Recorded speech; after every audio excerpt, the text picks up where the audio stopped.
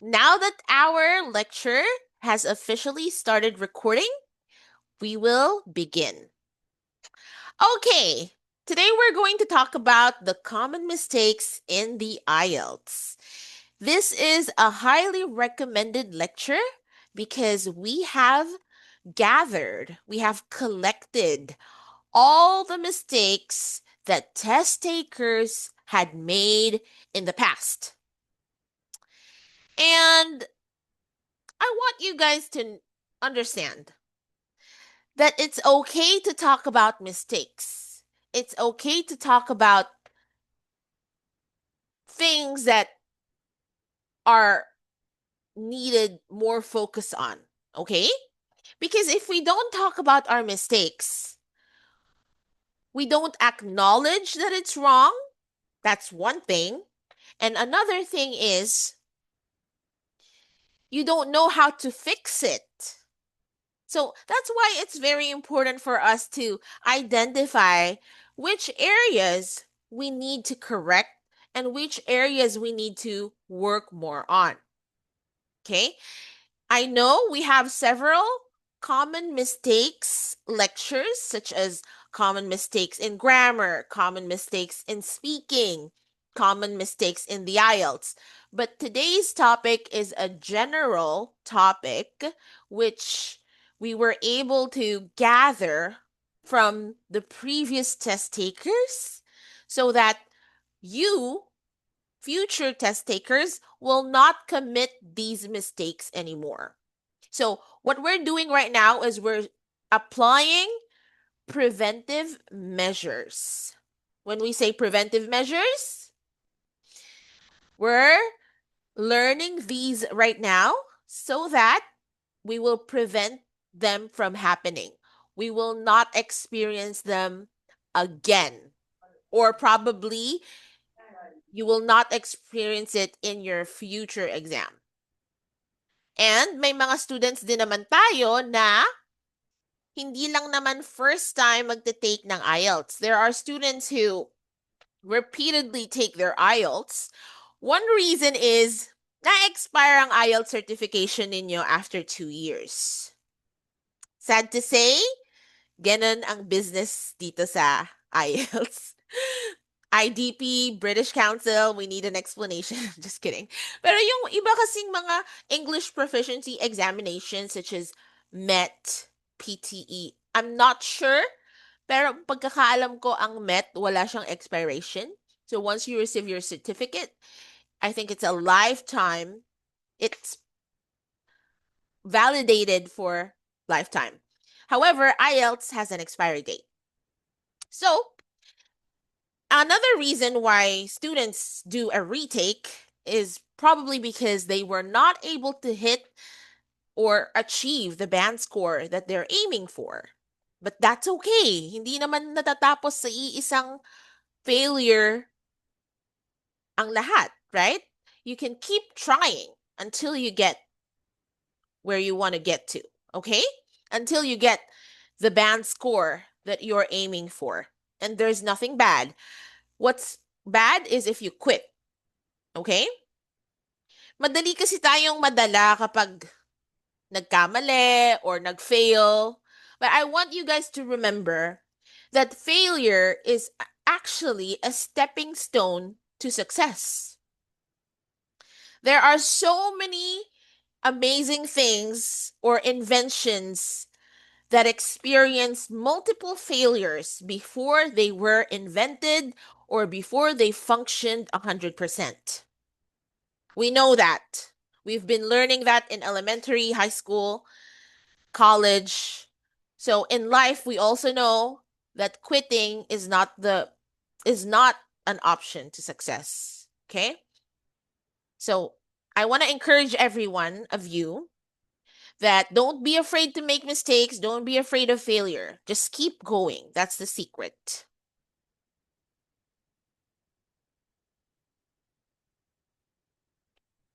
Okay.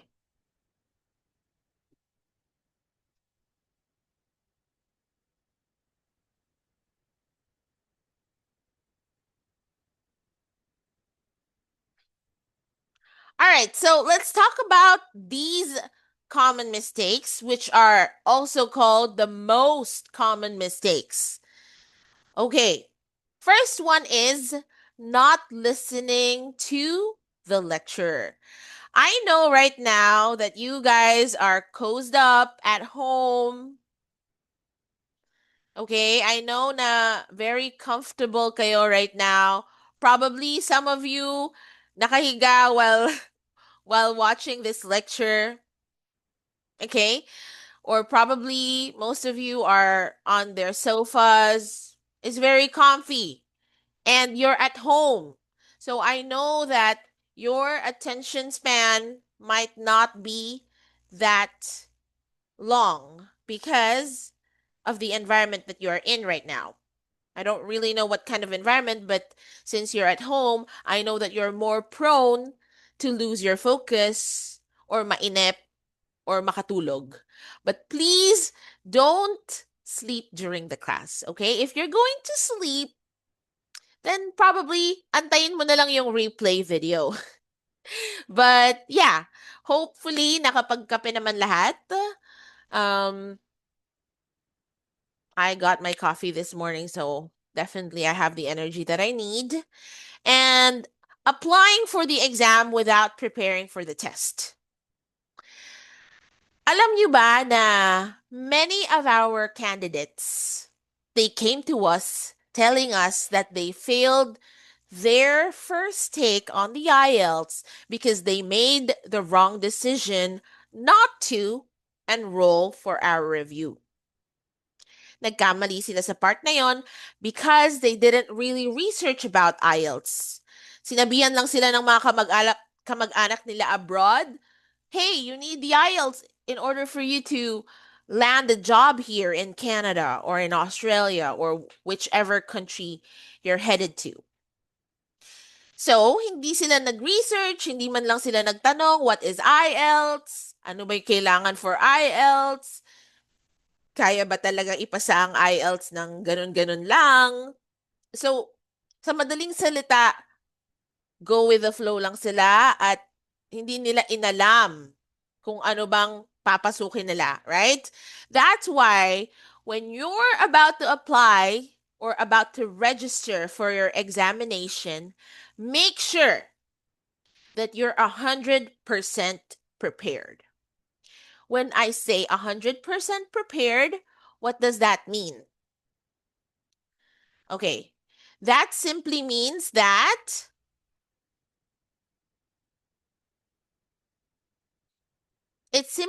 that you are physically prepared, you're financially prepared, of course, kasi kailangan natin magbayad ng examination fee, right?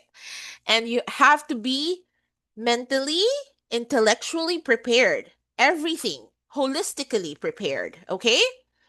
So, never ever listen to anybody else. Even us, na coach ninyo, kami ni Sir Kevin, wala kaming karapatan. We don't have any kind of right to tell you when to take the exam. Because it's your own intuition. All right? Ikaw ang pinaka nakakakilala sa sarili mo. You know yourself best. Okay? Even your mom doesn't know you as much as you know yourself. You know yourself best and you know if you're ready, when you're ready. Okay? But there are some signs, there are some clues on how you know when you're ready. First of all, you have to track your coaching session evaluation and scores that you will get from me or Sir Kevin. So if I encourage you to take the exam and I tell you that in your speaking test, you're ready, you're prepared. That's not the only cue. You have to also pay attention to your other subtests, which is listening, reading, and writing. Okay? So sa writing subtest, before you feel that you're already confident, you also have to talk to Sir Kevin about it. Okay? Ipa-check nyo at least 5 times before you actually reach to the point that, okay, ready na ako. Right? Kasi when Sir Kevin checks your essays or kung ano man yung ipapacheck nyo sa kanya, he will give you a score after that, and dun mo malalaman kung consistent ka na ba or kailangan mo pa bang i-work out ang writing. Now, because you are given a chance to have mock tests in our branch twice a week, which is every Tuesday and every Thursday, makikita mo din dun yung results ng mga listening, reading test mo. So, pagbabasehan mo lahat yon, kung nakikita mong consistent ka na sa writing, sa speaking, sa listening at sa reading, at na-achieve mo na yung band score na ina-aim mo, that's already a sign that you're ready. Okay? Pero huwag kayong magpapapressure sa mga kamag-anak na minamadali kayo kasi may expire na yung ganito or eto na lang yung date ng submission. If I were you, consider everything else before taking the exam. Like, kailangan i-evaluate nyo yung sarili nyo mabuti. Because you're gonna be paying more than 13K for the examination. And hindi naman ganun kadaling pulutin yon nowadays, right? Sa taas ng inflation, everything is so expensive these days. And I know for a fact that 13K mahigit na halaga ng IELTS examination, ayaw mo naman yun madoble. Madodoble lang yun if hindi mo ma-reach yung desired band score mo at magre-retake ka.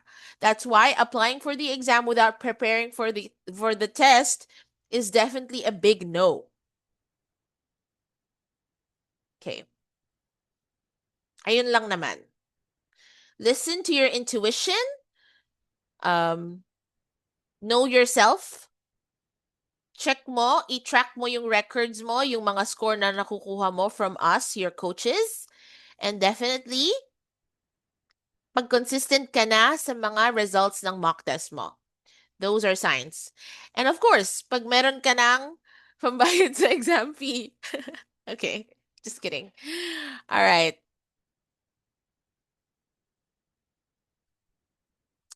All right. Students must accomplish at least 5 one-on-one speaking.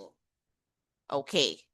5 writing task 1 and 5 writing task 2, one-on-one, including a final assessment for speaking and writing. So, kaya din naman nandun si Sir Kevin kahapon sa branch is because may mga mag-e-exam nga today. Nag-e-exam na today, actually. Sorry for the verb tense. So, nag-e-exam na sila today. And, in-assess niya, binigyan niya final assessment yung mga yon. So, yan. Wala namang masama to message us kapag gusto niyo na ng final assessment. Alright? Let us know ahead of time, mga 1 week before, para na-adjust namin ang mga schedule namin. Lalo na ako, I'm not from Cabanatuan City. Hindi naman ako kagaya niya na anytime I could drop by the office. So, I can't do that. So, it's either a virtual assessment or a face-to-face assessment. So, at least 5. Kung kaya ng higit pa doon, that's really good. I recommend that. Okay? So, ang goal talaga natin is 10 coaching sessions for speaking and writing. That's the average number of coaching sessions that you should be able to undergo before you take your exam. So, if you're going to do the math, that's actually 2 to 4 months, depending on your pacing and depending on your current level. Kasi iba-iba tayo ng level, iba-iba tayo ng proficiency. Hindi din naman lahat kayang sumabay sa bilis ng iba. That's why we understand that. Yung iba, 1 to 2 months, kaya na. Yung iba naman, they take longer time, 4 to 6 months. But that's okay. We respect that. There's nothing wrong about that, okay? However, You have to bear in mind that your review is valid for 1 year only. So, wag mo naman paabutin ng 1 year. Kasi ma-oversaturate ka rin. Maganda din naman na binibigyan natin yung sarili natin ng goals. Alright? Because in order for you to hit your long-term goals, you have to set short-term goals. And it's very important to be aligned in your short-term goals. Kasi if not, you will lose track and you will lose momentum.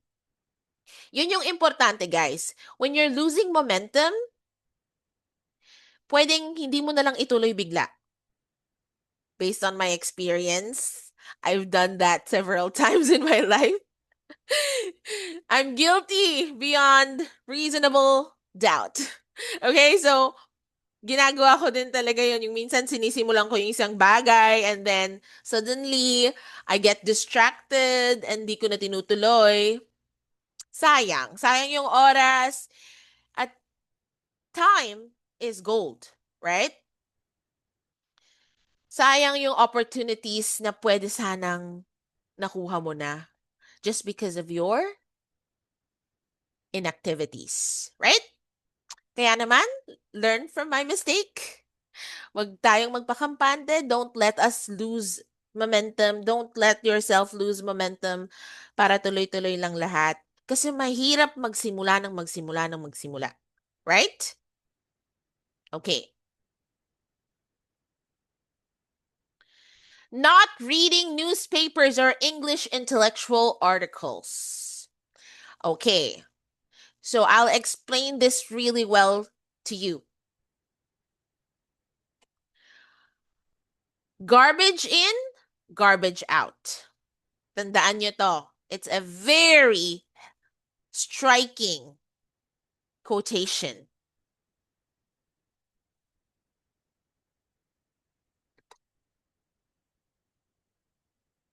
This is a quotation that I've lived by. When choosing what to watch, what to read, kung ano yung pinipili ninyong papasukin sa buhay nyo, kung sino ang pinipili ninyong papasukin sa buhay nyo, ganun ka rin. Magiging ganun ka rin. Okay? So, you have to learn how to choose the right people in your life.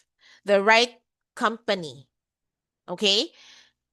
Kasi, eventually, you become like your friends. Kaya nga merong quotation, birds of the same feather flock together, right?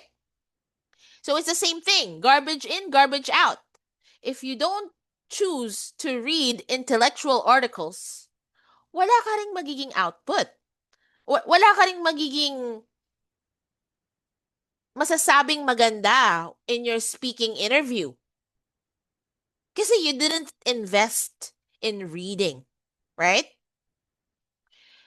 Pansinin mo, if maghapon, manonood ka lang ng reels, you will end up doom scrolling.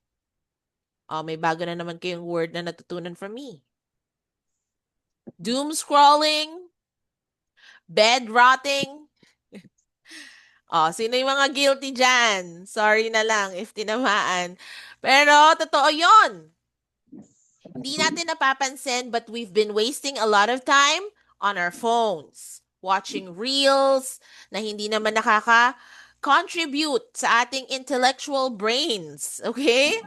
So, you have to be very selective of what are the things that you put into your mind, okay? Because everything starts with the way you think.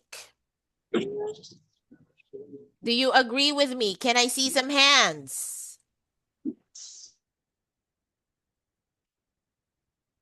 Hopefully you do agree with me. Okay? Be very selective of what you choose to intake. Whether it's a reading material, whether it's a podcast episode, whether it's news or anything that you watch, movies, series, be selective.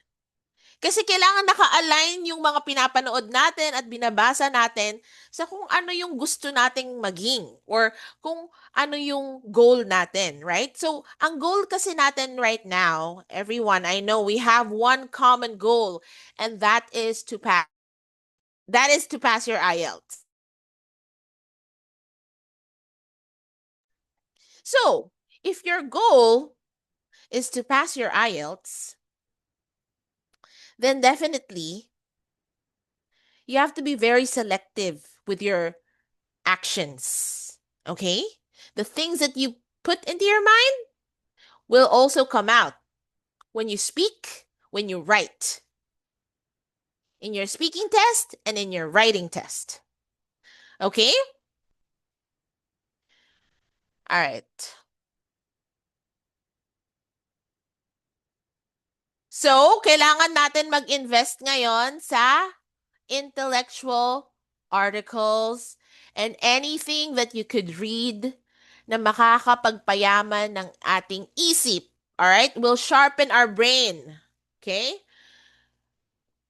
As iron sharpens iron.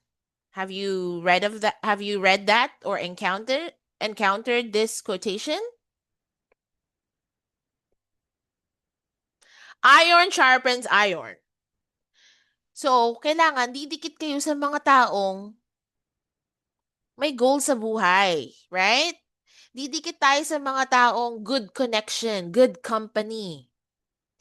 Because nakakahawa ang mindset ng tao, sa totoo lang. That's why whenever I have lectures, I make sure na hindi lang tungkol sa IELTS ang matututunan natin, but I also wanna create that motivation in you and help you um have a new mindset about things in life. Okay? I don't know all your walks in life. Iba-iba tayo ng pinanggalingang family or probably iba-iba din yung experiences natin sa buhay. We have students from different walks in life. For example, may mga galing ng abroad, merong magsisimula pa lang, meron namang feeling nila medyo matanda na sila pero magsisimula pa lang din sila ulit or babalik lang ulit sa pag-aaral. I don't know what you're going through, but one thing I know is you have to surround yourself with the right people. You have to be able to invest on your self, okay? And one way to invest yourself is, of course, you have to be very selective of the people that you surround yourself with because they influence you, okay? They change the way you think. And the way you think will lead to your words will lead to your actions, and definitely your actions will lead to your lifestyle. Okay? So there you go. Reading newspapers or English intellectual articles. Let me help you with this. I'm gonna recommend this website. Alam ko, hindi ina-encourage ni Sir Kevin na magbigay ng mga materials na hindi naman provided ng Niner English, but I think this one is gonna help. So I'm gonna suggest it. So this website is called engu.com. I've already mentioned this to several of you who've attended my lectures in the past. So this is a website wherein you can access free articles, intellectual articles, okay? I wanna mute everyone. So do we have any individuals who have not muted their microphones yet? Please mute your microphones.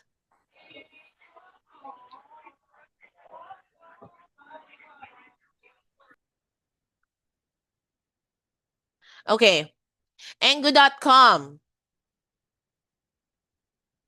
It's a free website. If you access engu.com, ito agad yung makikita nyo. You don't need to register, you don't need to log in, you don't need to enroll. Engu.com is a Japanese company where they teach English. However, hindi mo na kailangan yan at this very moment. Additional gastos lang yan. But what you need from this website is to enter their free materials, access their free materials, okay? So we have daily news. Yung daily news nila, you can even choose categories. Science and technology, culture and entertainment,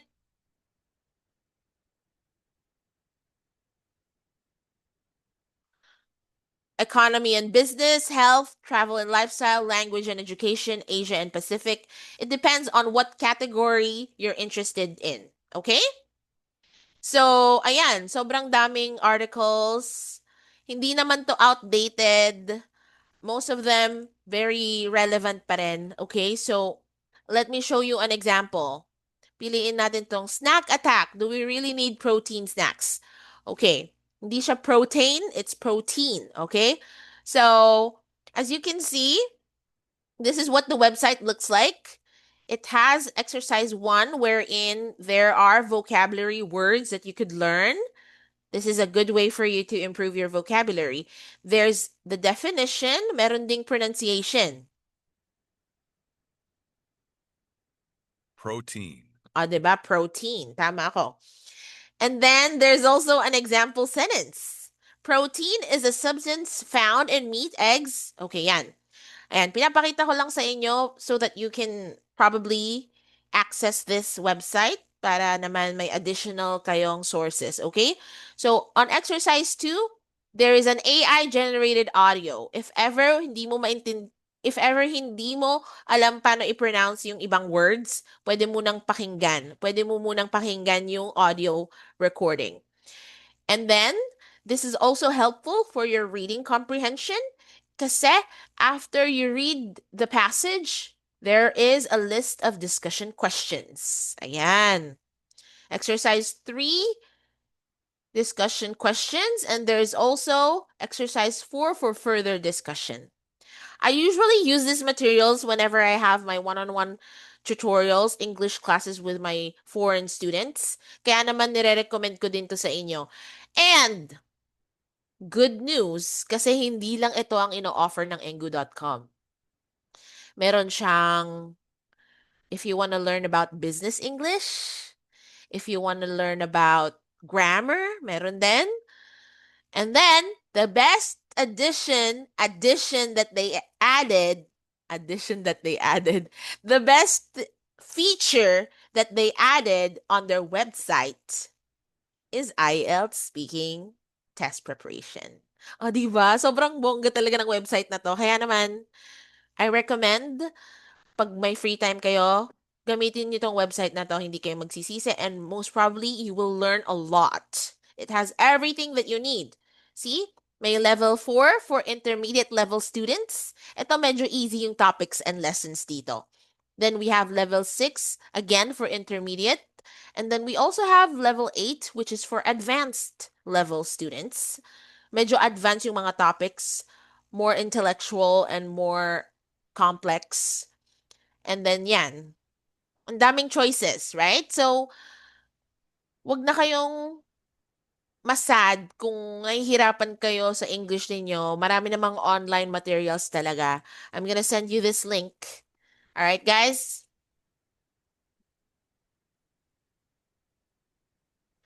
Hi, Chanel. Well, don't worry because I'm sending the link right now.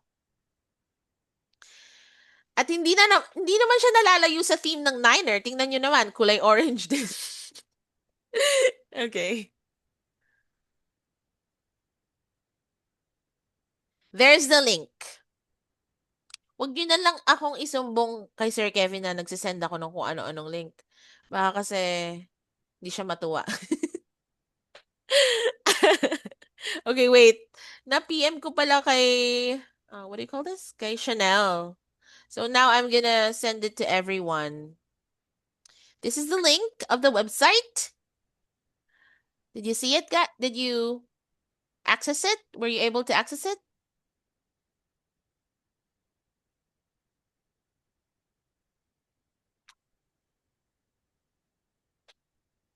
Okay.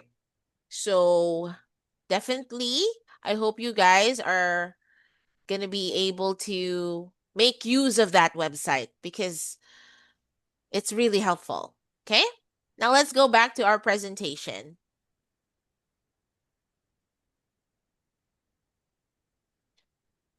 Nasa fourth slide pa lang pala tayo. What time is it? Almost 11 a.m. Mga 12, baka mag-alisan na kayo kasi lunch na eh. All right, so let's move on.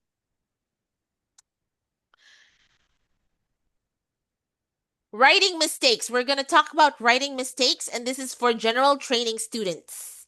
Don't worry because there are also writing mistakes for academic students after this one. Okay, as we all know, for general training students, iba ang task 1 ninyo kaysa sa academic students. Napakapalad ninyong mga general training students because your writing task 1 is letter writing.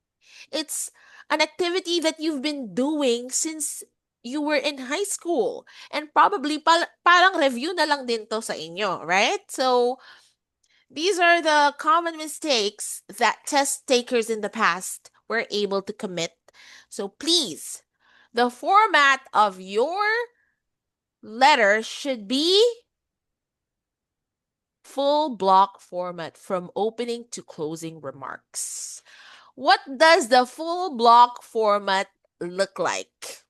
Okay, I'm gonna show you.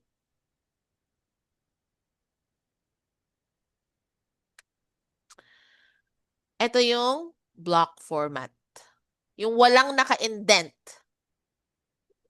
Okay? Kapag gumagamit kayo ng Microsoft Word or Google Documents, just naka-justify if you're familiar with that.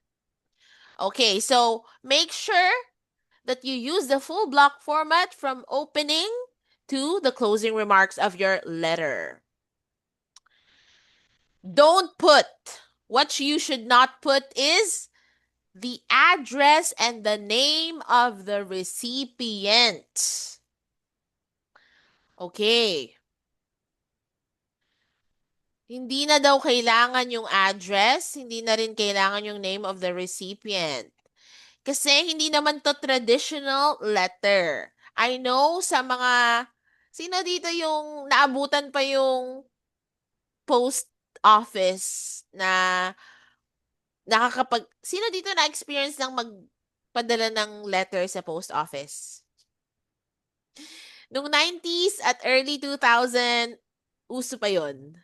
Before kasi wala pang emails, hindi pa masyadong digitalize ang ating teknolohiya. So, we used to send letters from people who are overseas, right?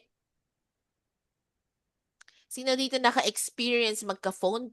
Hindi pala phone pa. Pen pal. Right. So, before kasi, nilalagyan pa ng address sa top part ng letter. Pero ngayon, hindi na. Dito sa test, sa IELTS test nyo, no need to do that anymore. Okay? Don't forget the commas. Okay. Where should you put the comma? So, dear sir or madam, comma. Diyan nilalagay yung comma after the word sir, madam. Or if you say, Mrs. Patterson, dear Mrs. Patterson, comma. Okay? Punctuation errors are very crucial in your writing test. That's why you should not take it for granted. Saan pa nilalagay yung comma? Sa closing remarks. Respectfully, yours, comma, Shannon S. Tenio. Usually, lalagyan mo ng space para sa sa signature, pero ganyan na siya pag sa writing task 1. Okay? So don't forget, you should put the commas where they should be located. There, okay? Okay, next is answer all bullet points. Okay, let me give you an example.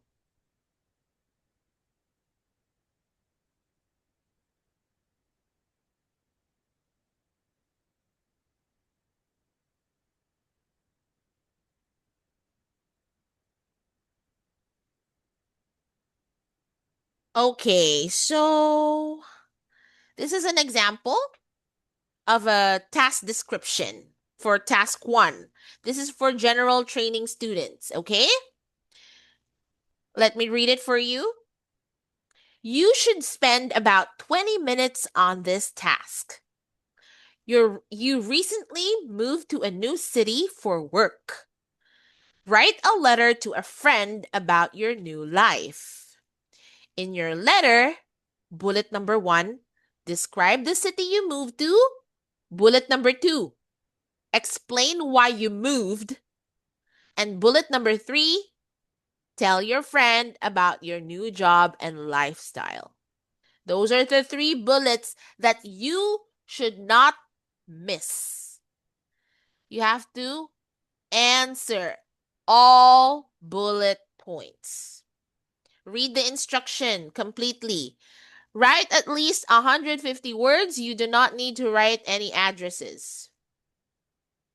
Okay, para sa mga gustong mabasa yung example na binigay ko, I'll send it to you.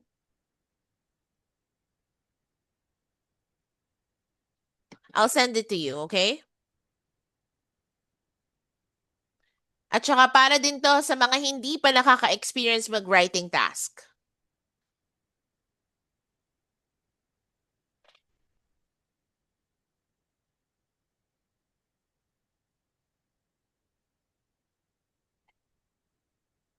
Sample task description for GT writing task 1.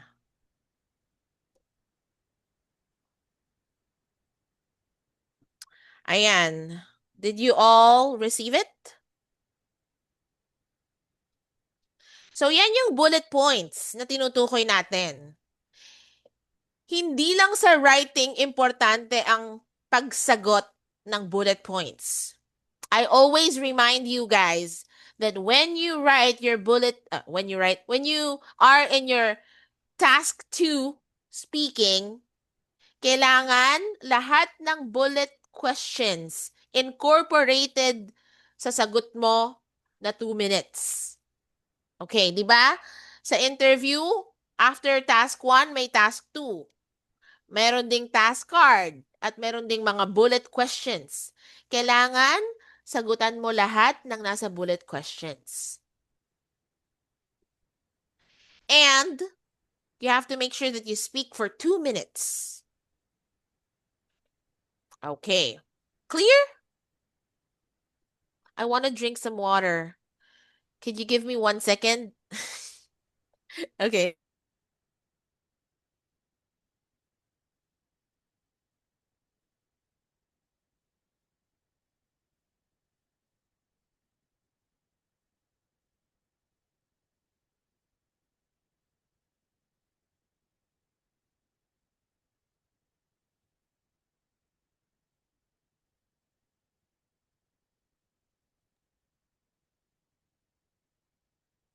Okay, so I'm back.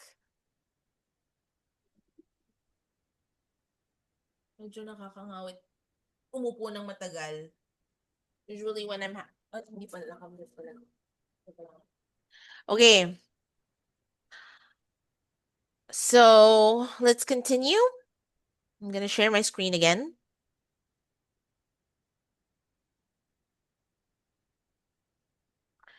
Okay.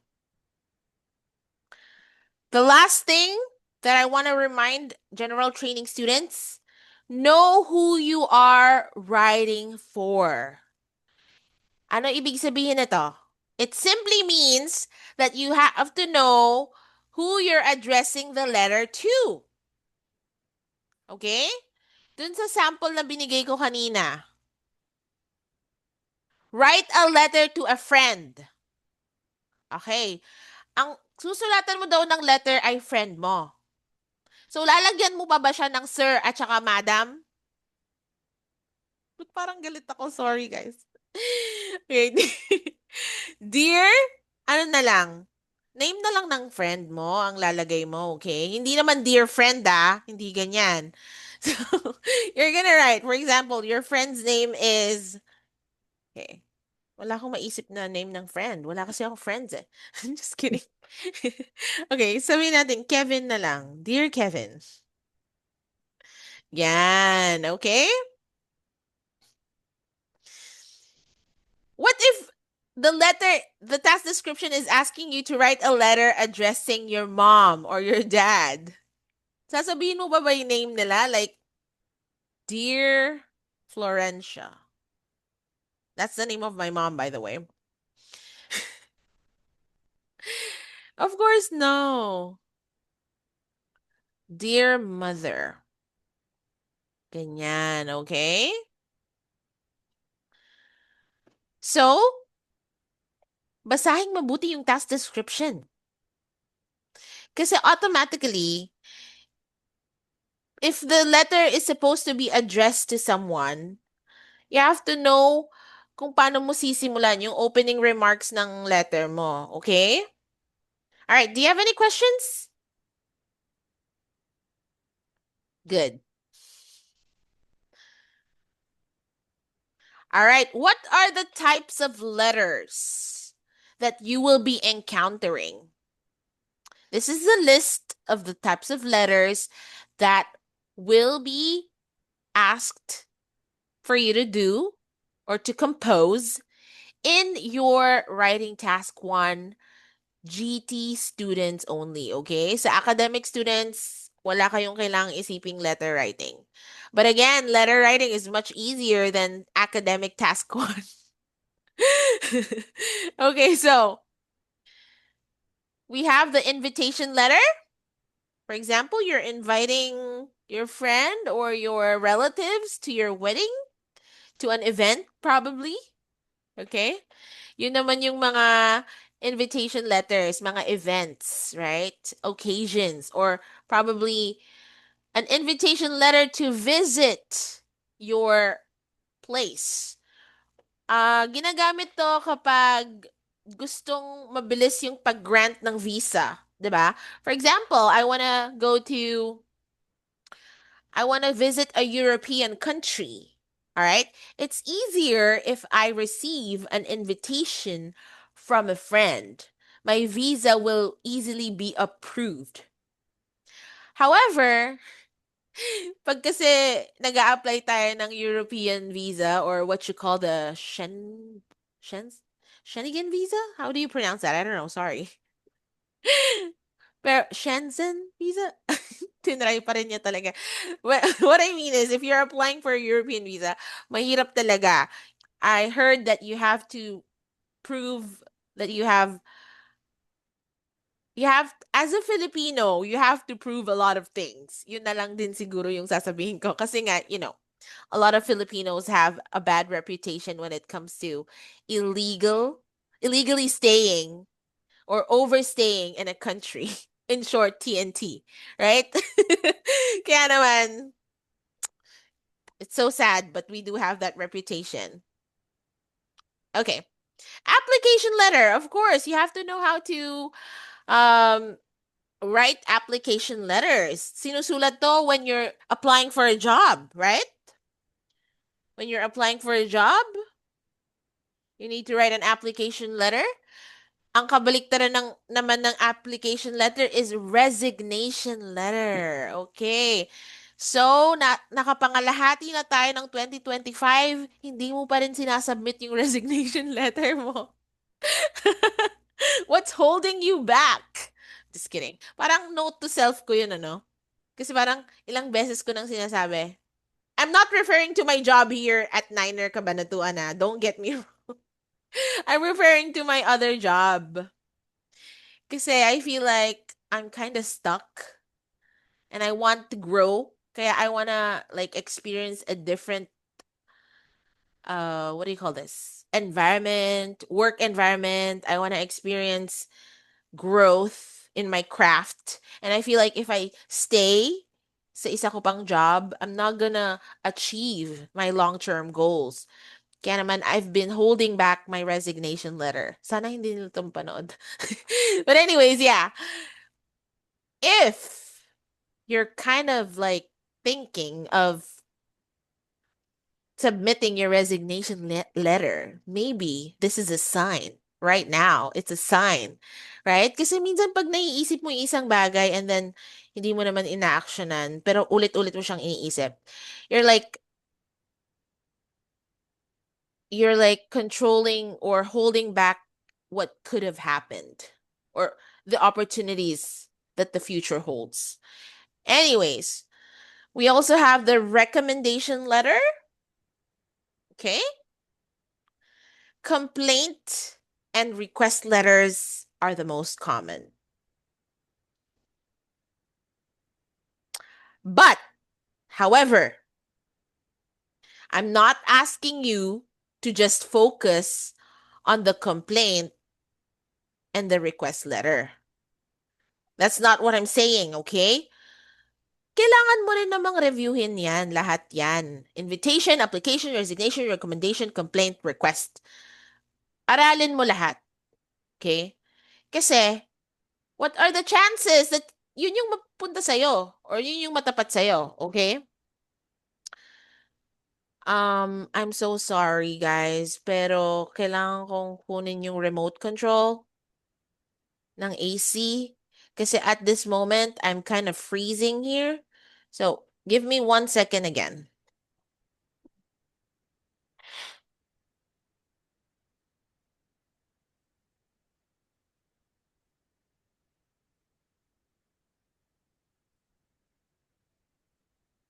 Okay.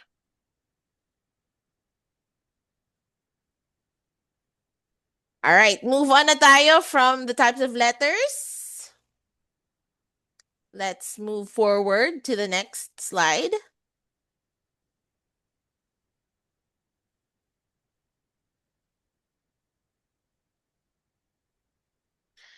So, for those who are going to take the pen and paper version or base test, ganyan yung itsura ng test paper for writing. Okay? So, bibigyan kayo ng scratch paper. But you have to make sure na kapag isasalin mo na yung sagot mo, yung final output mo, you have to make sure na wala na yun spelling mistakes, punctuation mistakes. Okay? So this is what it looks like in case you're interested. Kasi alam ko may mga students din tayo right now sa branch na nag-iisip na mag-opt for pen and paper-based exams. So, I advise you guys, if you're not confident with your typing skills, with your computer skills, wala namang masama mag-pen and paper-based exam. Don't be intimidated if you are one of them, okay? It's normal. Sino yung nag-message? Penmanship. Oh, okay. Let me check. How does penmanship affect the performance in IELTS pen and paper based?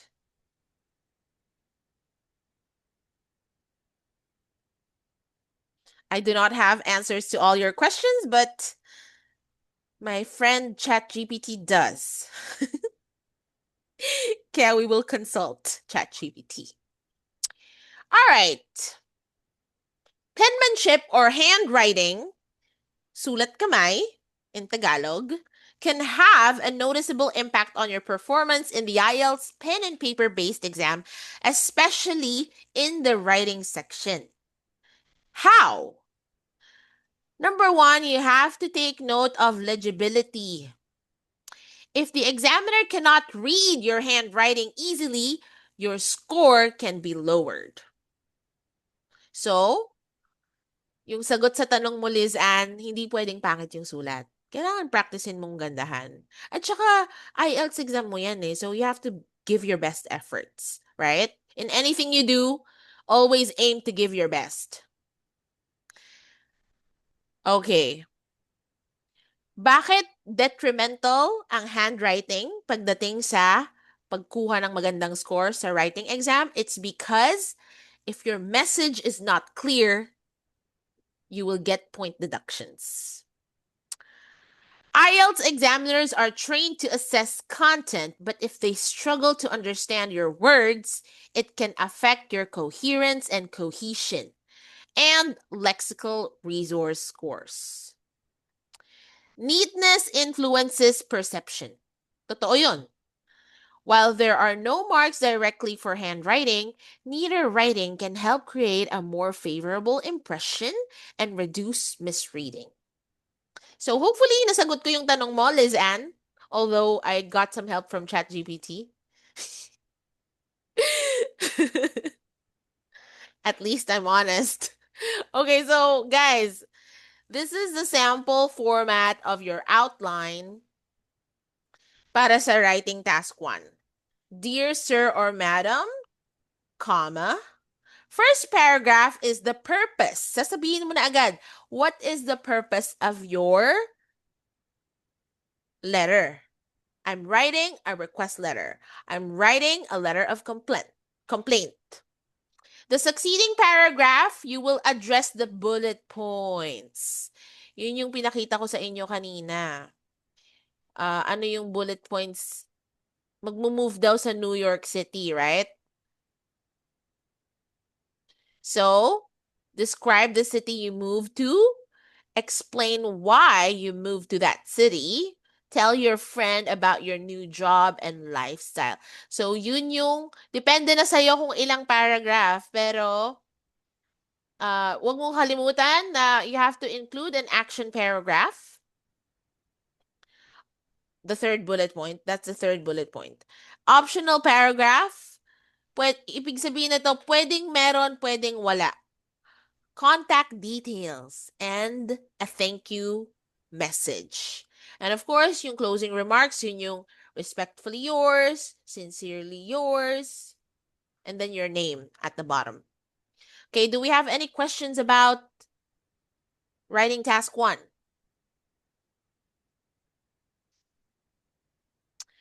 Because right now, yung mga general training students, hindi na to para sa inyo, itong susunod na part ng lecture. But, pwede rin naman kayong makapulot ng ibang mga lessons about grammar, about fragments, and all. But now, the next 30 minutes or more will be focused on academic writing task 1 mistakes.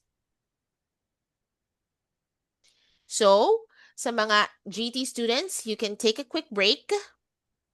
Actually, I'll give you guys a 5-minute break because, to be honest, I need a toilet break right now.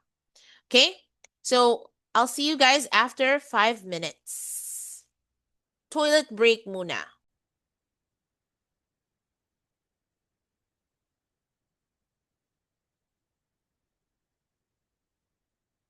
Okay, we're going to talk about the academic writing task 1 mistakes.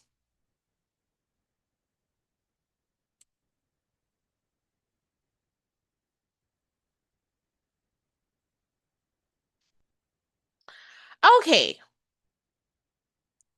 One of the most crucial mistakes that you could do on writing task 1 is copying the task description. Ibig sabihin, kokopyahin mo lang kung ano yung nakasulat sa task description. Why is it not advisable for you to copy the task description. Because in your writing task 1, you have to showcase how well you can paraphrase. You have to show that you have good vocabulary and lexical resource.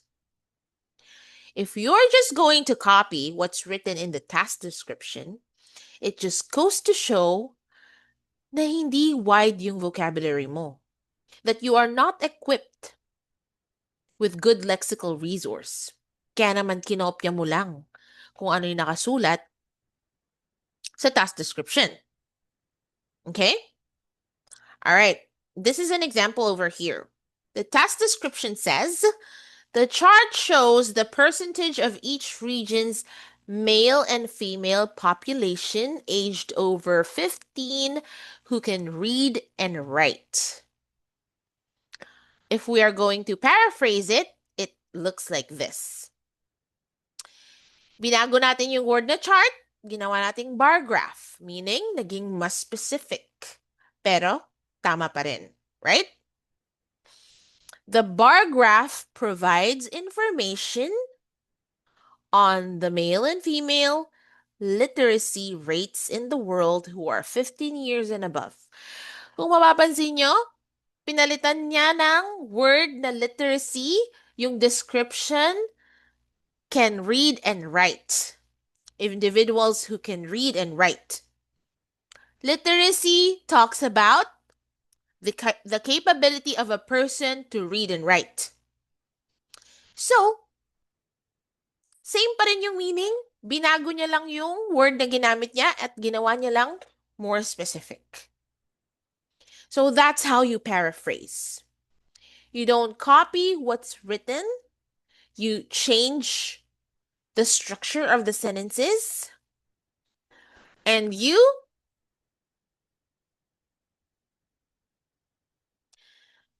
make your own. Okay?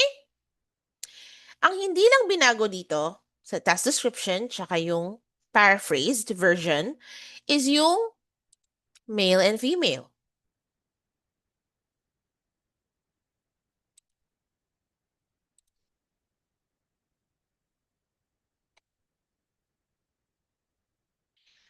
So tingin nyo, bakit hindi binago? Sabi mo, ma'am, don't copy. It's okay to copy certain terms such as male and female.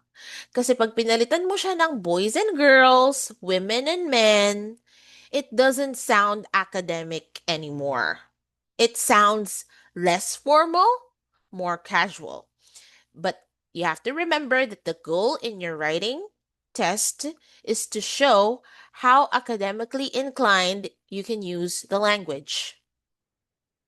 Okay? Is everything clear? Again, do not copy the task description, but instead, you paraphrase it. Some of you might say, Ma'am, di ako marunong mag-paraphrase.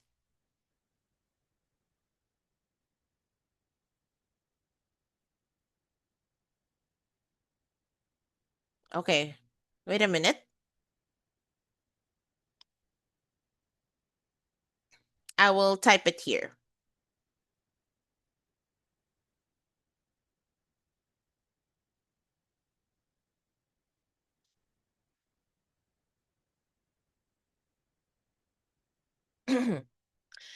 Paraphrase simply means to express the meaning of a passage for clarification purposes.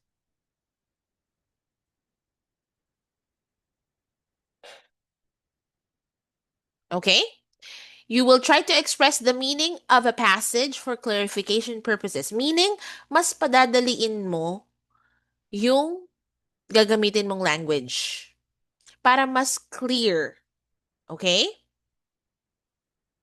But the thing is, same information, you just change the structure and some of the words and made it your own. Okay? So you in paraphrasing, you also try to avoid plagiarism. Yun yung kapag gumagawa ka ng mga research, thesis papers, you should not plagiarize. Kasi plagiarizing is actually illegal in the academic field. Okay? All right.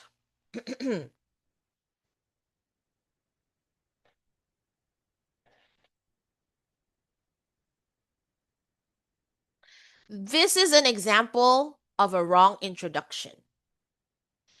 So, ang nakalagay sa task description, the table below shows the number of deaths caused by earthquakes over the past decade for each country, as well as the magnitude on the Richter scale. Okay, so this is what's written in your task description. Okay, I want you to imagine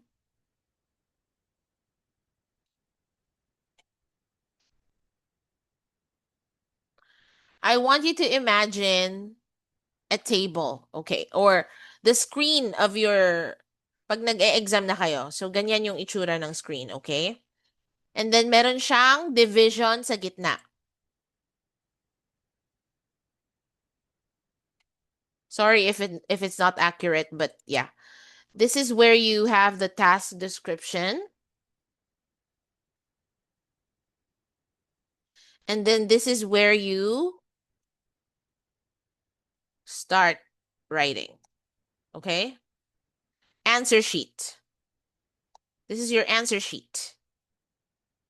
So now,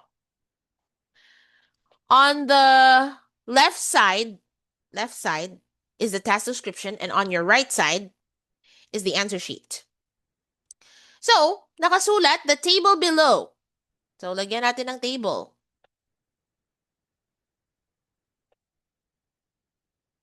Ayan, may table dito.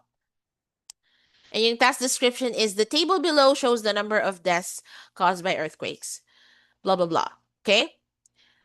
So, pag kinopy mo yung task description, the table below, and then you opted to paraphrase it, pero ginamitan mo ng word ng table below,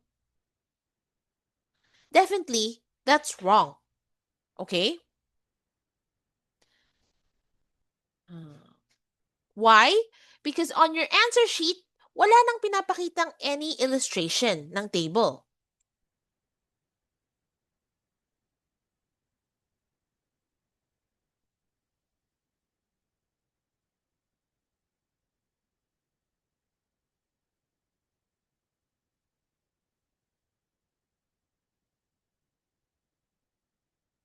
Okay, we're back. There was a little glitch with Zoom, but it's now okay.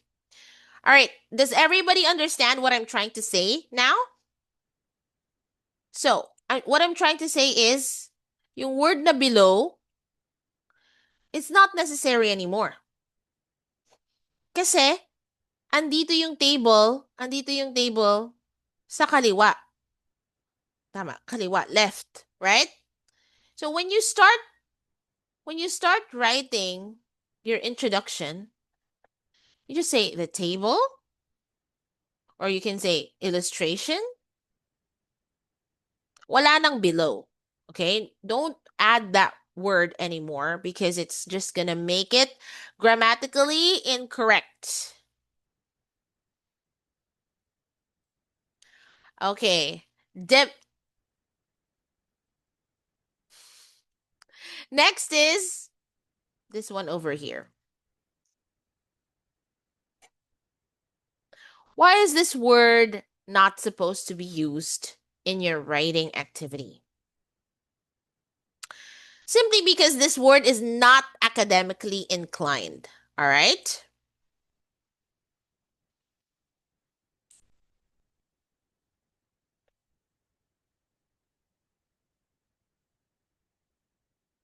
So the word demises should not be included because it's not an academically inclined word.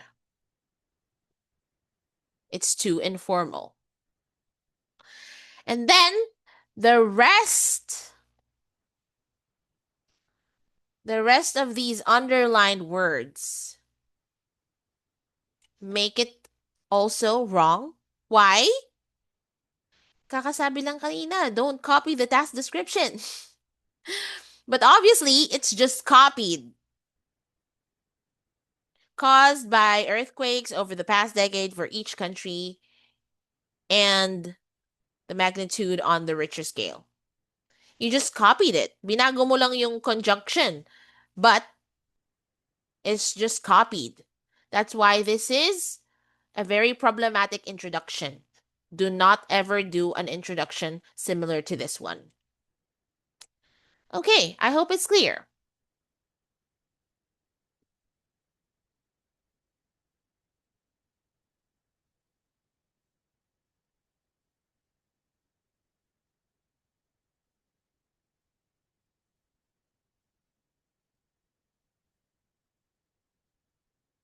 Okay.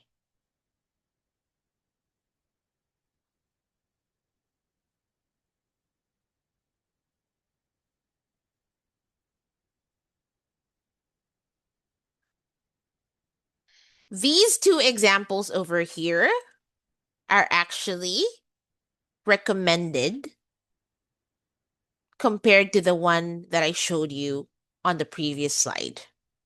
Okay? Let's take a look at this one. The illustration provides the figures of fatalities due to seismic disturbances in the last 10 years for 11 countries and the strength of the earthquake on the Richter scale.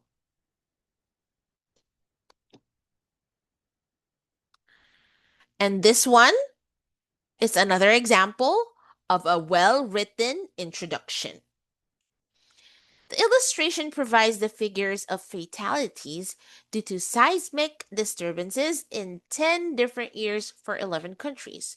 Additionally, the strength of the earthquake on the Richter scale is also indicated. So, kung tatanungin niyo ako, alin yung pipiliin ko sa dalawa na to? The one in red letters or the one with gray letters? The answer is this one. The one with red letters. Kasi kung mapapansin natin, may pagkakaiba yung dalawa na yan. Ano yung pagkakaiba nila? This one has two different sentences, right? One sentence, and then we have the second sentence over here. You should avoid writing one sentence introductions. Okay? Pinilit kasi dito, as you can see, pinilit na lang gawing isang sentence yung introduction. That's a big no when you're writing your introduction. Make sure na hindi lang siya one sentence introduction. Okay? All right.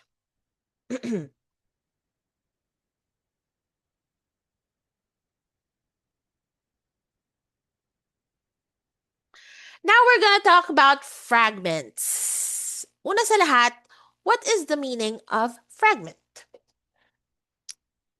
A fragmented sentence is actually, it's not a sentence. It's expressing incomplete thought. Okay?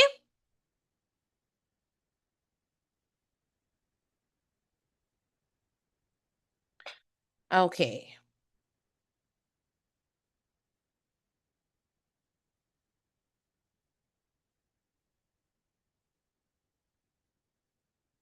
So, as given in the sentence here, in 1996, Sweden recorded the highest percentage in the coffee market with an outstanding 56% share, while Finland was accounted for 2% less share. As you can see, two sentences naman. Kasi nga sabi ko kanina, avoid making one-sentence introductions. Kaso, may pagkapilit yung nangyari dito sa introduction na to. Pinilit niyang gawing two sentences. Sa pipilit niyang gawing two sentences, naging fragmented sentence siya. Or, incomplete yung second sentence. While Finland was accounted for 2% less share. That's not a complete thought. Okay? That's why this one here is wrong. You should not put a period and then start your sentence with the word while. It's grammatically incorrect. The correct version is this one. Put a comma and lowercase yung W sa while.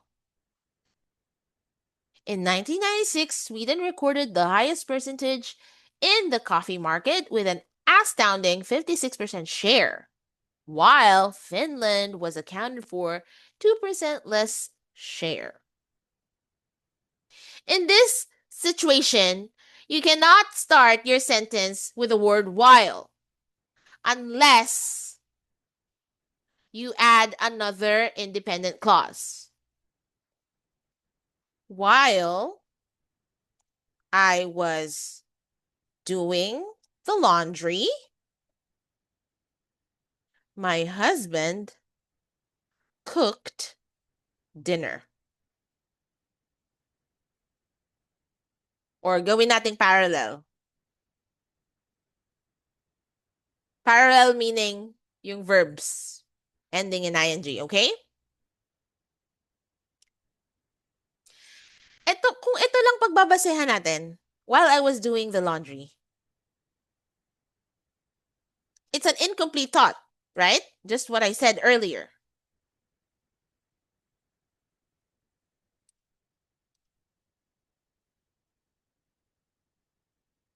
But this one over here, my husband was cooking dinner. That's what you call an independent clause. Hindi siya nakadepende sa kahit na ano pang clause para maging complete. Natatawa ako, parang may hugot yung sinasabi ko. Hindi niya kailangan dumepende kahit kanino para lang maging buo siya. Okay? It's an independent clause. There's a subject, there's a predicate. My husband was cooking dinner. Complete yung thought. Pero, etong isa na to, while I was doing the laundry, okay, while you were doing the laundry, so what? What happened? May kaduktong pa. Ibig sabihin, hindi siya complete. It's an incomplete thought. Do you get my point? I don't know how to explain it in another way possible na may intindihan nyo, but I think I explained it pretty well. Okay? So, kaya naman, maling simulan yung sentence with while. Saka pipilit mong maging two sentences yung introduction mo, ginawa mo namang grammatically wrong. So, ang gagawin mo na lang, combine it with a comma, and then mag-add ka na lang ng isa pang sentence para hindi one-sentence introduction ang magiging resulta. Okay? Para mas maintindihan nyo pa yung word na while. I'll give another example.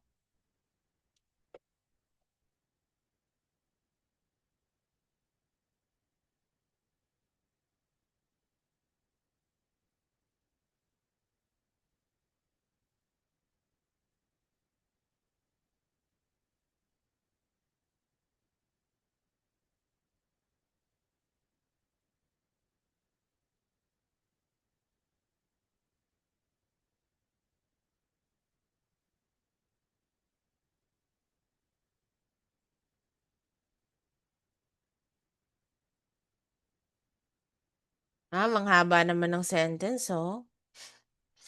But it's basically the same thing. Let me read it for you. While we were young, comma, our parents were also, growing and learning to become responsible individuals. While we were young, it's a fragment. It's an incomplete thought. But if you read this one, our parents were also growing and learning to become responsible individuals. It's a complete thought. It's an independent clause. All right.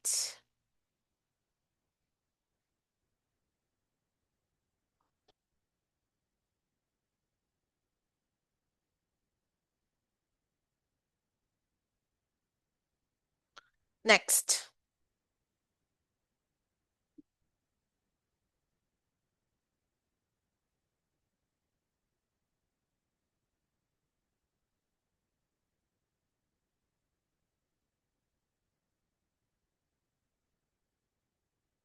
All right. Another fragment is followed by.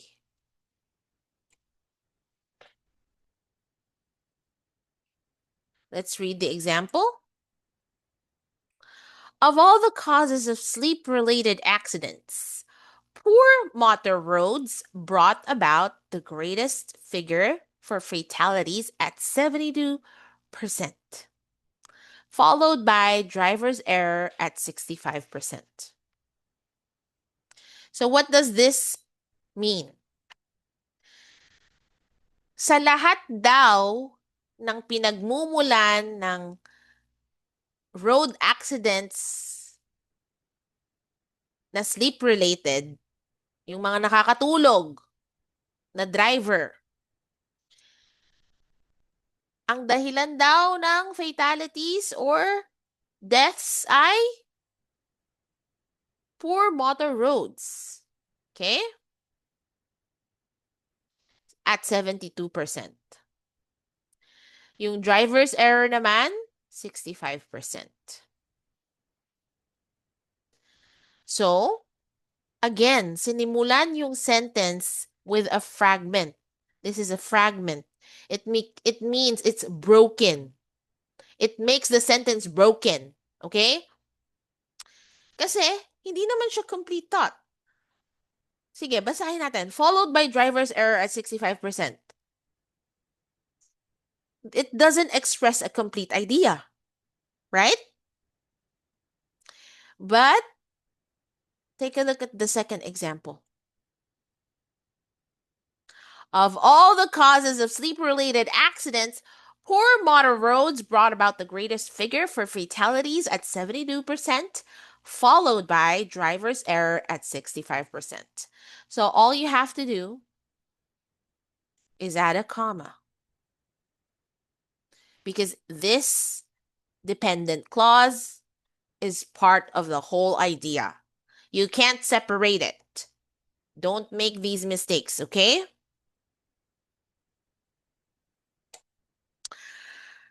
Okay, magbibigay ako ng example ng fragmented sentence followed by.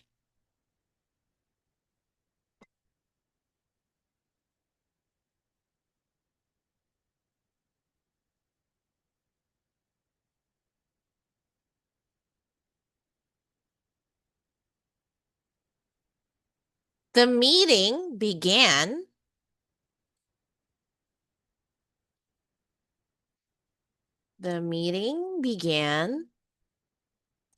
with a presentation followed by a Q&A session.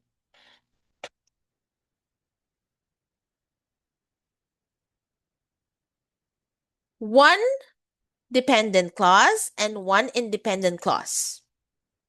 Yung sentence na to, meron po siyang one dependent clause and one independent clause. Tukuyin natin kung alin dito yung dependent at alin yung independent. Pag dependent, ibig sabihin hindi complete yung idea or yung thought.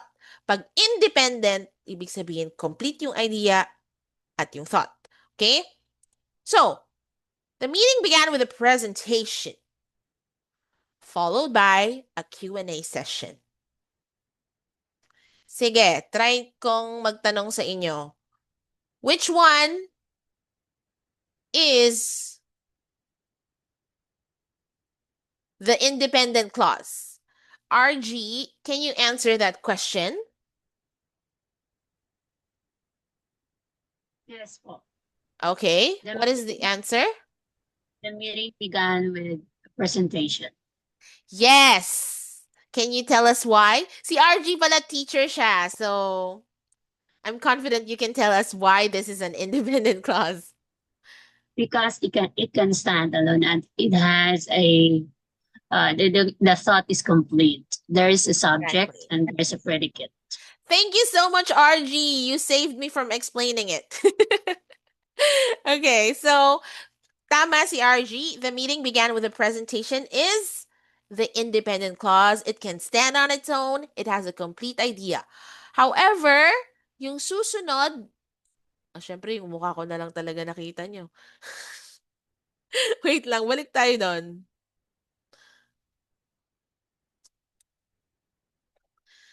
Followed by a Q&A session. It doesn't have a complete thought. That's why if you just put a period here at sisimulan yung sentence with followed by, it's grammatically incorrect. You will get point deductions in your grammar. Grammar is 25% in speaking and writing.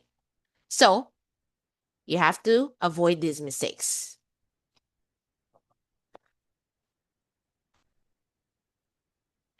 Okay. Third mistake is repetitive use of words. Let's count. How many times did they use the same word in this sentence? 4 times. Okay, pakinggan natin. Canada spent 15% on education in 1997, while US spent 20%. UK spent 25%, while Ireland spent 16%. Una pa lang, mali na, because it's a one-sentence introduction. Second pagkakamali, it has so many figures or numbers. And third na pagkakamali, repetitive use of words. It just goes to show that you are not competitive in your vocabulary and lexical resource. So, let me show you the correct example. Okay, I need one of the participants to read it. Okay, can I ask Angel? Angel, you can unmute yourself and please read the example. The corrected sentence. UK splurged 25% of its budget in education, while Ireland allocated 16%. In addition, US expenditure was accounted for a fifth of the total, while Canada spent 15% on government subsidized learning in 1997. Thank you so much, Angel. You're such an angel. Literally. Okay, so as you can see, mas competent pakinggan kapag gumagamit tayo ng iba't ibang vocabulary words. Alright? But you have to be careful because the word splurged can't be used in all situations. The word splurged is only used when you are talking about the biggest change that happened in the statistical data. All right?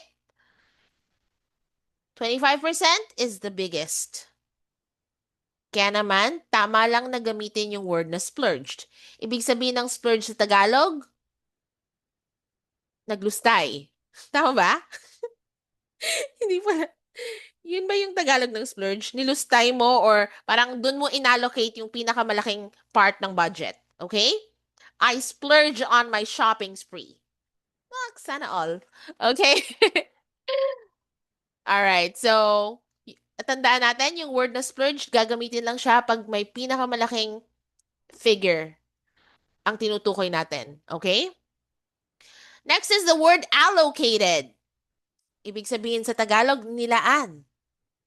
Tama lang na ginamit siya in exchange of the word spent kasi neutral lang naman yung word na allocated. It doesn't pertain to the highest or to the lowest percentage. It's a neutral word. That's why this word is also functioning correctly. And then we have the word expenditure. Okay, who among you can define the word expenditure? Can you raise your hands, please? It's about time for me to ask for audience participation because medyo sakit na ng lalamunan ko ah. All right. What does the word expenditure mean? It simply means, it translates to the word spent actually. It's the amount of money spent. That's an expenditure. Hindi nga lang siya verb, noun siya. But if you're going to read it carefully, ginamit naman siya sa tamang pagkakataon. Okay? US expenditure was accounted for a fifth of the total, while Canada, finally, we use the word spent. Naubusan na eh. Okay lang yon. At least you used it once. Hindi ka guys sa first example, you'd use the same verb 4 times. Diba?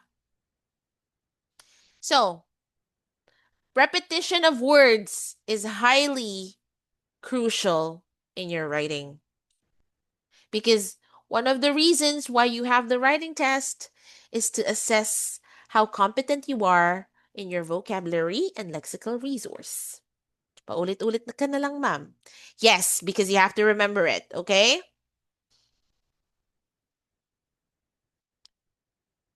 All right? Mistake number 4, not using the block format.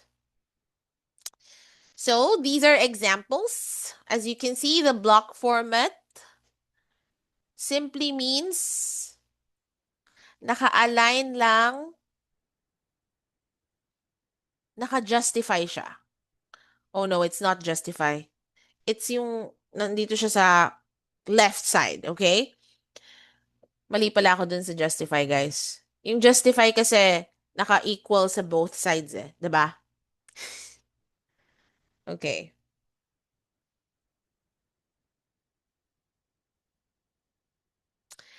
Indented paragraphs.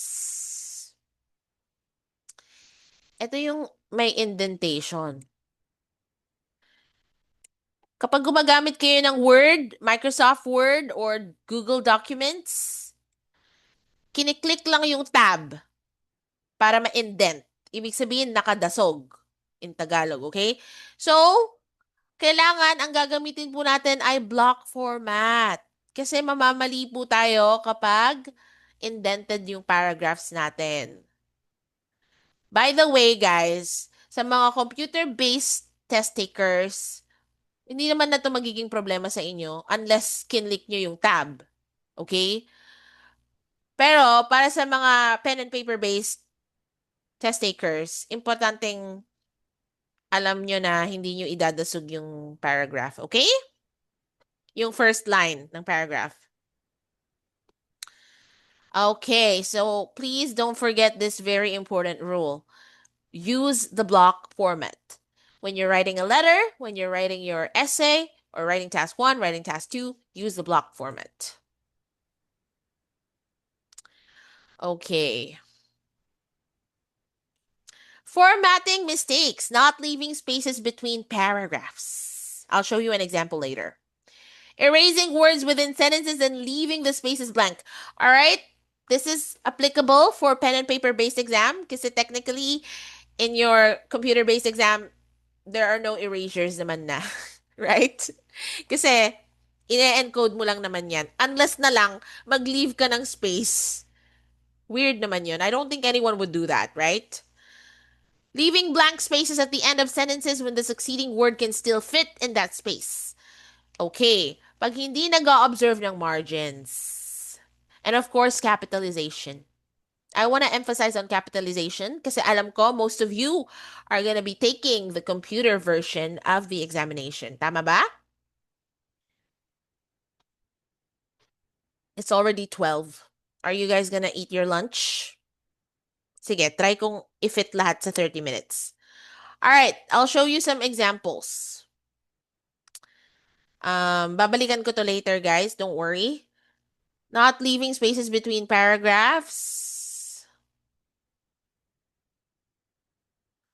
Eto pala. Ito yung example ng not leaving spaces.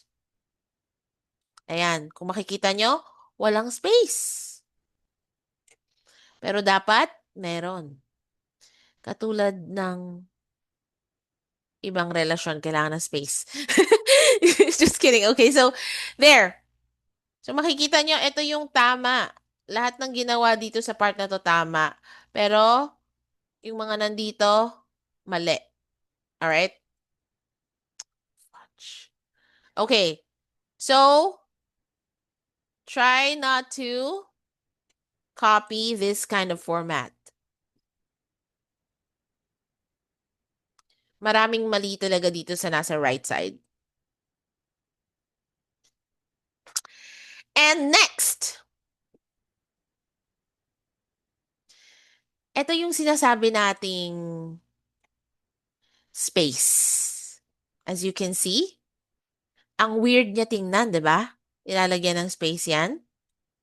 Don't do that because it's gonna be a mistake. So, ano bang dapat gawin, ma'am, then? Kailangan, pagkasyahin mo. Okay, what I mean by that is, ilalagay mo pa rin yung word. Okay?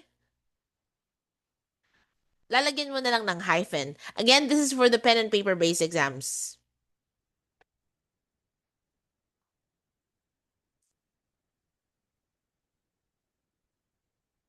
So, the proper way of erasing is putting a strike through. Tapos yung space na sinasabi natin, ayan, mali yung mga may space na ganyan. And definitely, capitalization. Let's talk about capitalization. This is very, very important. All right. When you are adding generic words in your essay, in your writing, make sure that they are not capitalized. Maraming nagkakamali kasi akala nila proper noun kapag ginamit to. Web, navigation portals, news and finance, entertainment, computing, and others. It's wrong. Because ika-capitalize mo lang yung words na yan when they are linked or pag may kasama silang proper noun. Okay? Viva Films Entertainment. GMA Entertainment. Yan. Pwede siyang maging capitalized. As long as may kasama siyang name, proper noun, or yung brand. Okay?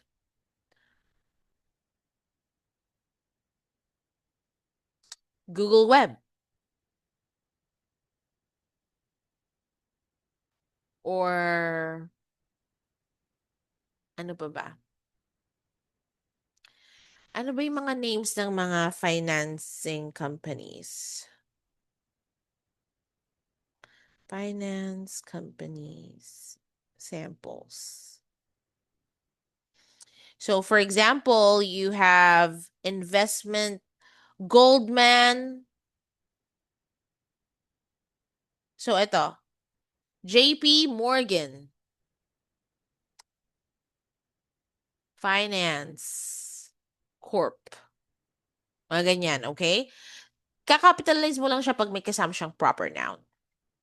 So, given the example below, you can see the graph shows the online placement in 2001 in the UK based on types of sites. These sites include web navigation portals, news and finance, entertainment, computing, and others. Ilo-lowercase nyo na kasi hindi naman sila linked sa any proper noun. Okay, I hope that's clear.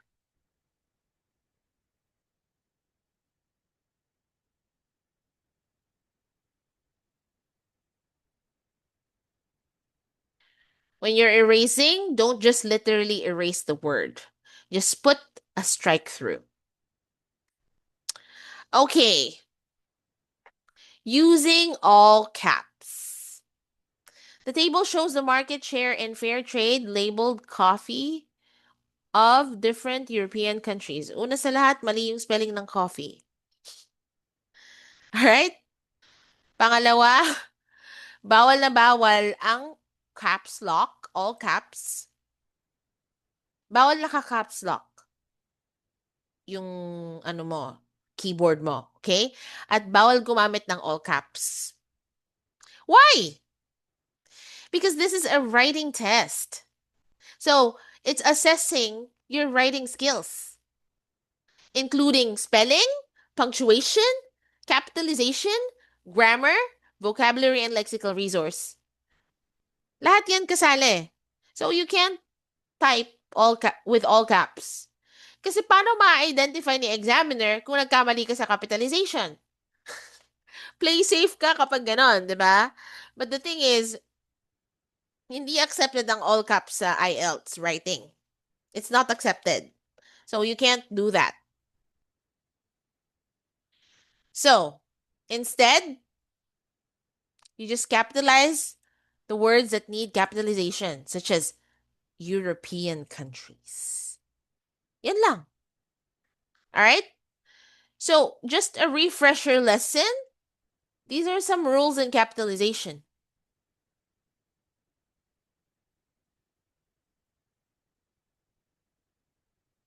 Number 1, capitalize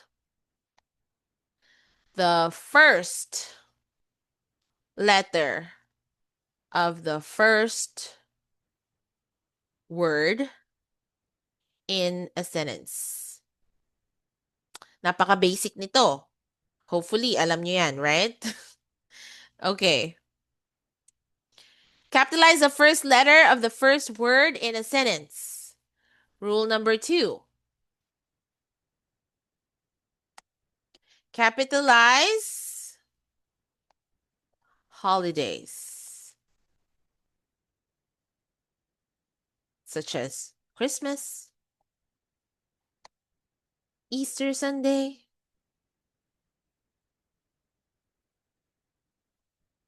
Thanksgiving Day, Thanksgiving,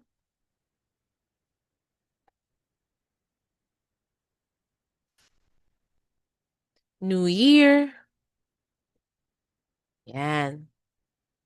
Capitalize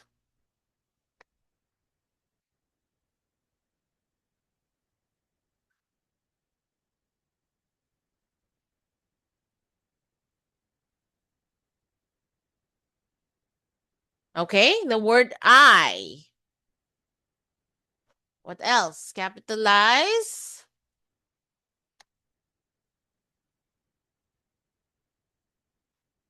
proper nouns.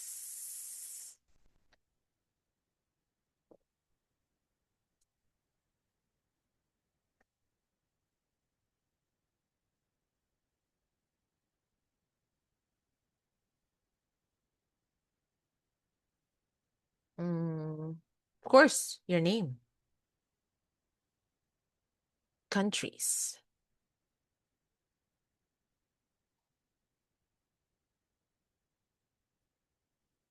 Asia. SM Mall. Yan, okay? Ano pa ba yung mga capitalization rules?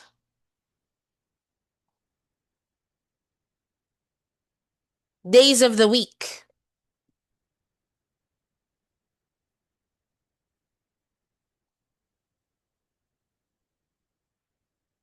Months. Okay? Did I forget anything?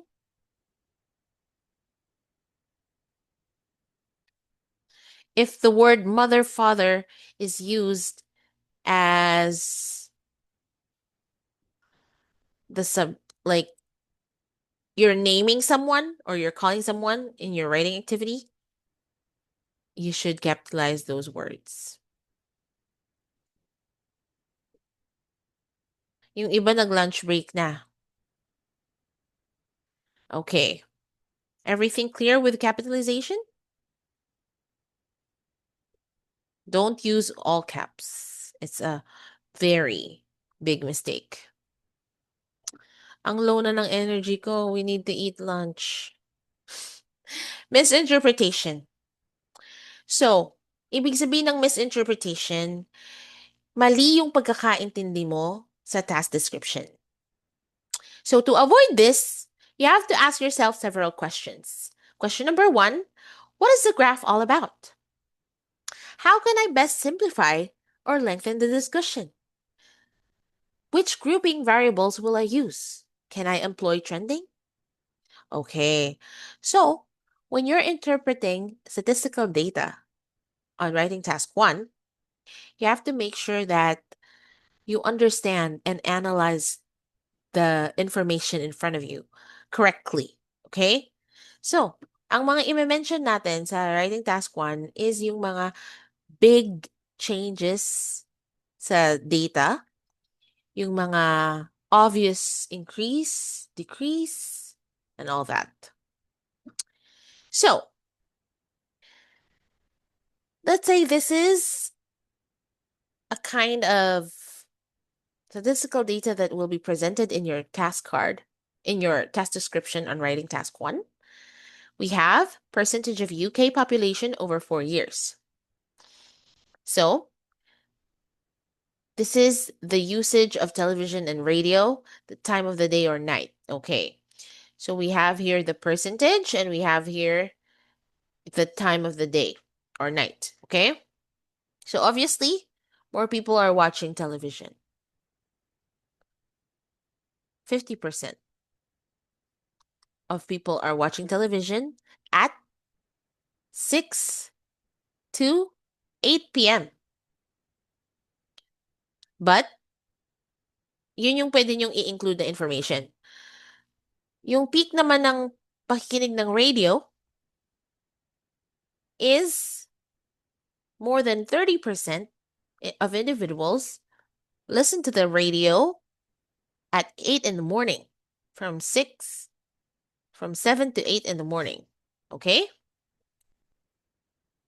So let's take a look at this example. Careful analysis of the graphs leads one to undeniably surmise that television is highest in the percentage of watchers, while radio is a bit lower. So there are a lot of mistakes in this sample. One of them is capitalization, right? Television should not be capitalized. It's not a proper noun. Radio should not be capitalized. It's not a proper noun either. And one thing that you can observe from this example, the words are too difficult, trying too hard. Okay? The thing is, you have to explain it to bring clarification, not to complicate things. That's why don't try too hard. You can settle with this one. I'm going to show you the next slide. Overall, more people watch television than listen to the radio. Diba? Napaka-clear ng concept. Overall, mas marami daw taong nanonood ng TV, kesa nakikinig ng radyo. Although a greater percentage of the populace did the latter during the morning, watching TV recorded more audience at night. O, diba? Very clear yung interpretation, very accurate.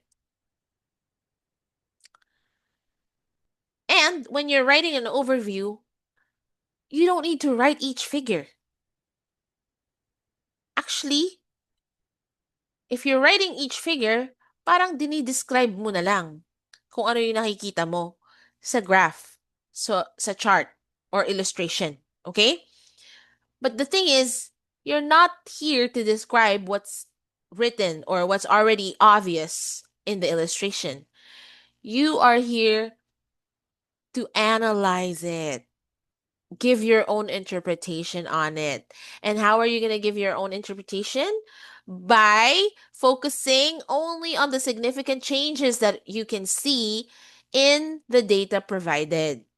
You don't need to add all the specific figures. Okay?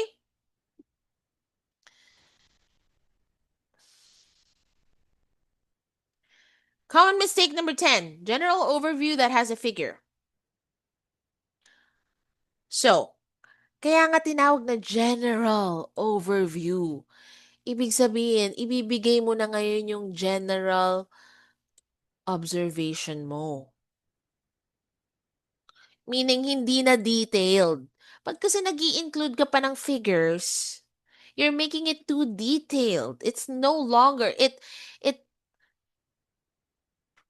it doesn't serve the purpose of generalizing the overview.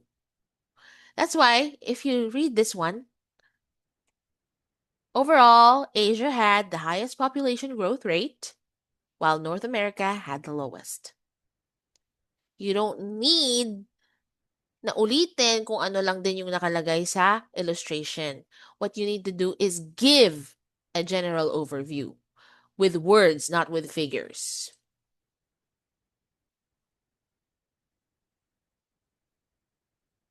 Ito, in-explain ko na kanina to while I even showed you a table, right? Alisin mo na yung word na below kasi sa answer sheet, wala naman ng table dyan. Okay? Ang table lang ay nandun sa task description, which is nasa left side ng screen. Yes, may table doon. Pero dito sa answer sheet, wala na ditong table. So, bakit mo lalagay table below? Wala ngang table dyan, right? So, obviously, that's a very big mistake. Di lahat ng nasa task description pwede mong isulat dun sa answer sheet. Okay.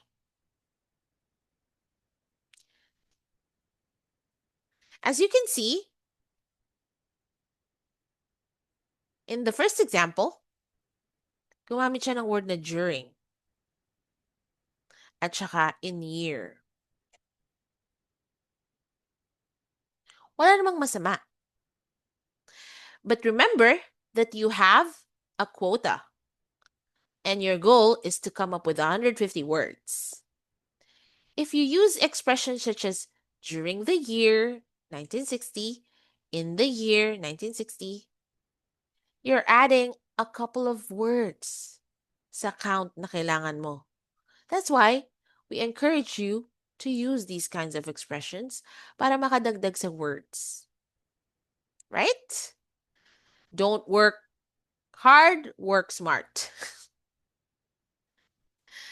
Okay. My energy level is so low, but we still have to talk about writing task 2.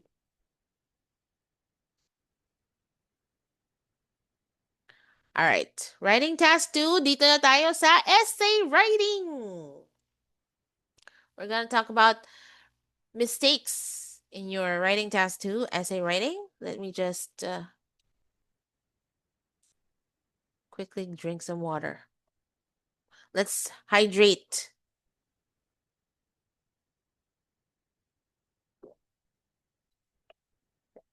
Okay.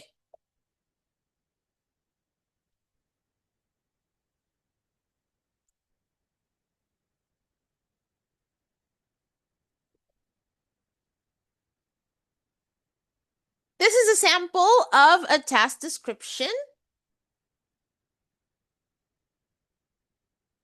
A sample of task description for writing task 2. Let me read it for you. Gadgets such as cars, refrigerators, and televisions have become must-haves. This is beneficial to society. Do you agree or disagree with this statement? Give your opinion. Give reasons and examples. So, in Filipino, yung mga gadgets daw tulad ng sasakyan, ref, TV, naging necessity na daw sa lipunan. At nagbibigay ng benepisyo ito sa ating pamumuhay. Nag-a-agree ka daw ba or nagdi-disagree ka? You have to state whether you agree or disagree, give your opinion, and give reasons.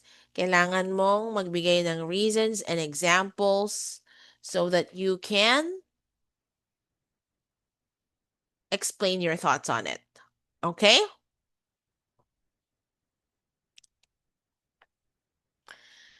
Okay, this is an example of a wrong introduction. Okay. Gadgets such as cars, refrigerators, and televisions have become must-haves. This had led to the argument that such pieces of technology is beneficial to society. This is wrong. Why is this wrong? You just copied it from the task description. So, paulit-ulit tayo dito. Don't copy what's written in the task description. Instead, you have to paraphrase. This is an example of a better introduction. I want one of you to read it. Okay. Alam ko namang walang magvo-volunteer, kaya I will call names.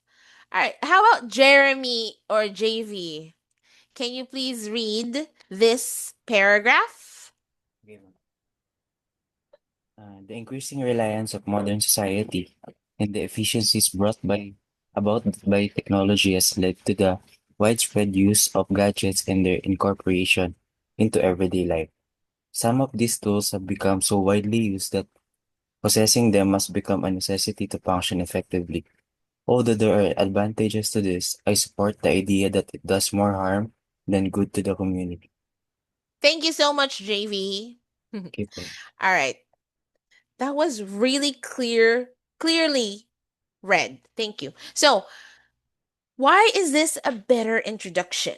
First of all, it was not copied.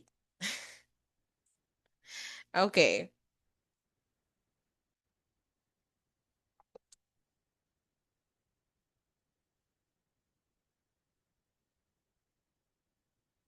Instead, it was paraphrased. Again, the meaning of paraphrase is to express an idea or a thought written by somebody else with the intention to clarify it. Okay? So, na-clarify ba? Yes. Ginamitan ba ng more simple words? Did you answer the question if you agree or disagree? So, the increasing reliance of modern society.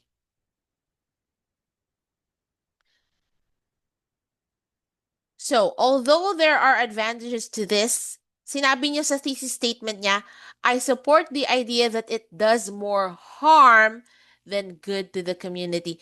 This is another way of saying that the writer disagrees. Okay? So, kailangan sa introductory paragraph niyo pa lang, you have to state your thesis statement. State your thesis. Anong state? Add. Include your thesis statement in your introduction. Why? Clarify your point if you agree or disagree. Because when you clarify your point through the use of the thesis statement, what happens is you add a parameter to what you're about to say. And when you add parameters, ibig sabihin nun, hindi na may iwasan mo na yung pagiging confusing at disorganized all throughout your essay. When you're setting parameters through your thesis statement, it simply means that your ideas will be cohesive and concise. Okay? I hope that's clear.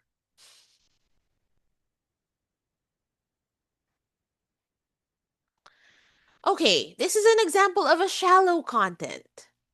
Cars, refrigerators, and televisions have become a part of everyday life for most people in such a way that most people cannot live without them. Technology now has conquered every aspect of human life that we find ourselves unable to survive without them. Why is this shallow content? Super basic ng words na ginamit. At hindi din clear kung agree or disagree. Okay? So this is a better version. Okay. Let's call on maybe I'll choose Elaine. Okay, Elaine, can you read it?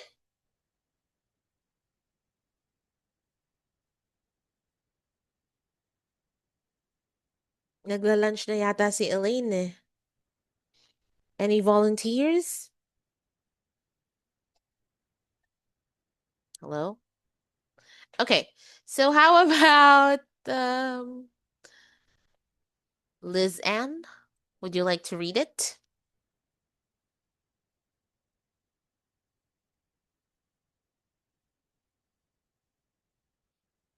Calling the attention of Liz Ann. Probably most of you are having your lunch while doing our lecture right now, so it's okay. I'll just read it out. In terms of transportation, people have become very dependent on vehicles such as cars and other forms of public transportation for them to be able to get to their destinations. Without these vehicles, people will have no choice but to walk, which takes a very long time to do. As you can see, this is a much better paraphrased version of the introduction because competitive yung words na ginamit, yung vocabulary usage, and very clear ang intention dito. Okay? That's why try to make your writing style academically inclined. Okay, so these are more task descriptions. Let's talk about inappropriate vocabulary sample. Commercial advertisements. Bakit naging mali yung commercial advertisements? This is what you call redundant. Being redundant. Because technically, a commercial and an advertisement is the same thing. Okay? So, why put them in one sentence? Either choose the word commercial or advertisement. Don't put them together in one sentence. Lalo na kung magkaduktong na ganyan. Okay, the next expression is boob tube. This is actually a term used in UK referring to their streaming, I think it's a streaming app or streaming channel. Kung dito mo sa Pilipinas yan sasabihin, baka sabihin ka pang, uy, ang bastos naman, bakit boobtube yung pangalan ng pinapanooran mo? It's offensive, okay, for women. So, wag kayong gumamit ng mga Filipino terms na Filipinos lang ang aware of. Okay? Avoid using Filipino English terms. Because, ayaw gumana ng microphone, Elaine. No problem, it's okay. Right? Ano ba yung mga Filipino words? Sige nga, mag-suggest nga kayo, magbigay nga kayo ng samples ng mga Filipino English slangs na parang commonly used na ngayon in our modern society.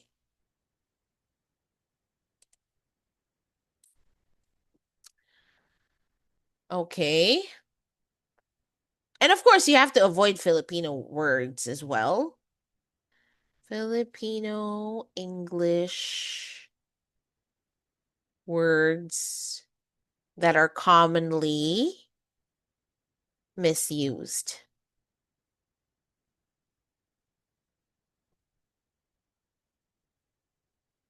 Yung word na open the light. Yung expression na open the light, close the lights. Very Filipino. The right expression is turn on or turn off the lights. Comfort room. Ayan, isa yan sa example na Filipino English. Comfort room. Alam niyo bang mali sabihin na comfort room or CR? Sa Pilipinas lang ginagamit yan. Ang tamang paggamit, ang tamang word na gamitin ay restroom. So, ito, wrong yan ah. Then we have restroom and washroom. Okay? Washroom. Bathroom. But don't say comfort room. Don't use it. Okay? Another one is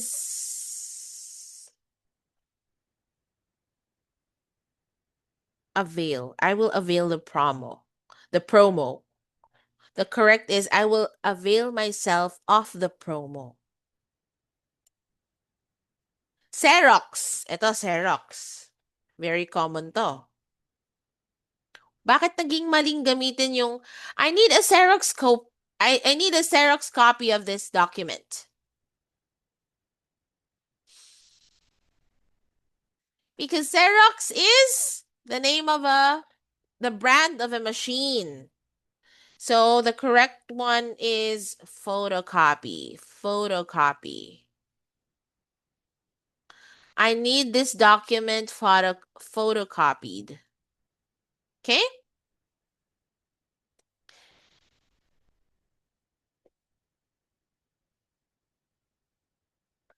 Let me give you another example.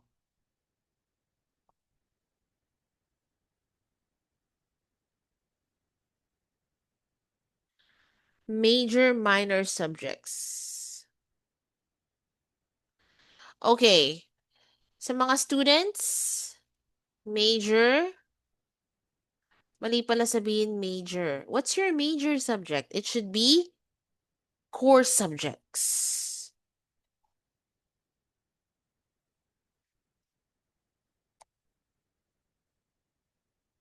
So the correct one is core or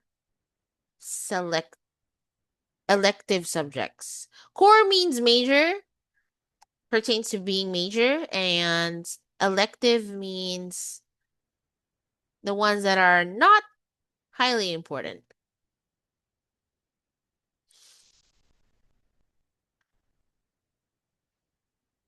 So, avoid using Filipino standard English words kasi hindi naman siya ginagamit internationally, which will not which, which will actually not make will make your content not academically sounding, okay? All right.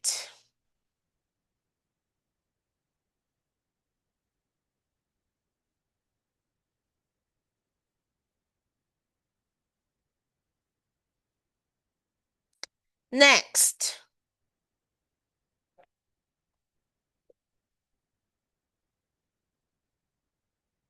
So in another mistake is dalawang beses pa siyang inulit.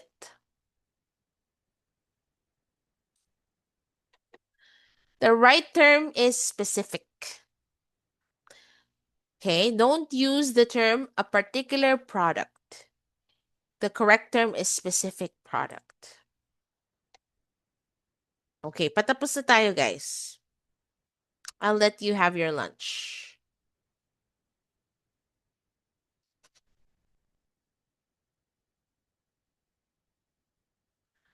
Okay, so these are another this is another paragraph example of words that are inappropriately used.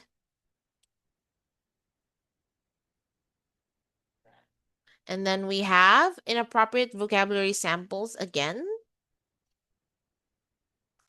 So instead of saying prevalent celebrities, it should be popular celebrities.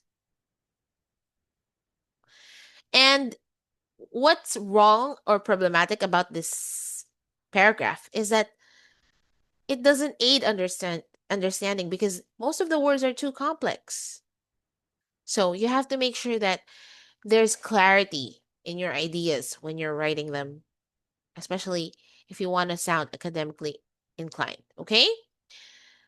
Things that you need to avoid: Latin phrases such as status quo and so on.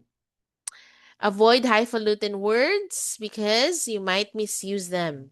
Don't misuse them. And if you don't want to misuse any highfalutin words, it's better not to misuse them, okay? Use simple rather than complicated English. And of course, don't forget to give examples. Now, when writing your conclusion,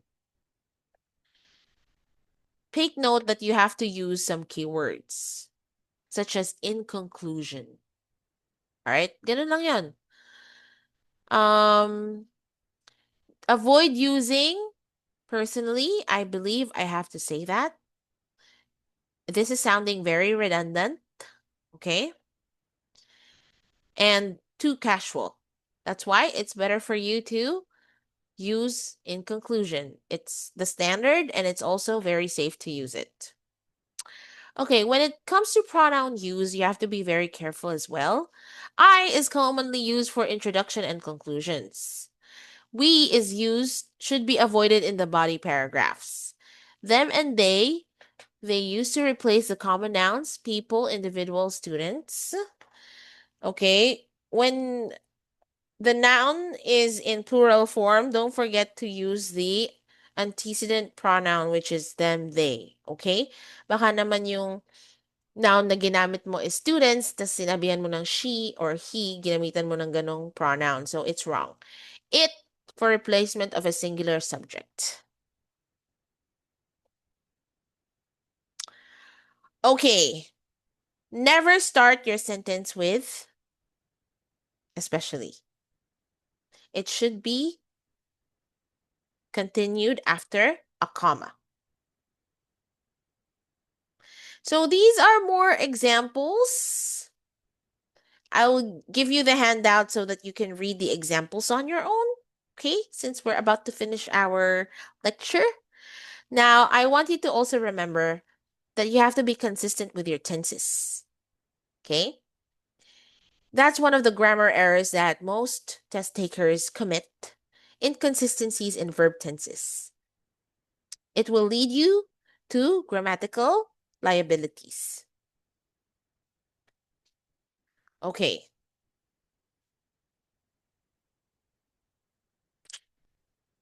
And these, I discussed this earlier. Avoid one sentence paragraphs and interrogative sentences. You should not be including them. Okay, speaking mistakes, I will no longer cover this because we have a separate lecture for the common mistakes in speaking. And we've had that lecture, I think, last week. Common mistakes in speaking. And we will have it after 2 weeks. Common mistakes in speaking after 2 weeks. Let's talk about that to further enhance your speaking skills. Okay? So now, I'll let you have your lunch break. And for those who want to have a one-on-one coaching, I ask you to send me a message. So after lunch, we can continue. We can have a virtual one-on-one coaching via Zoom. Okay? What happened? Zoom is giving up on me.